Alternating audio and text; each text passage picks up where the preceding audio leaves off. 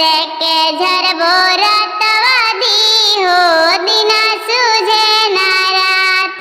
झाड़ू से झरबो में खांसी हो झाड़ुए से बुखार।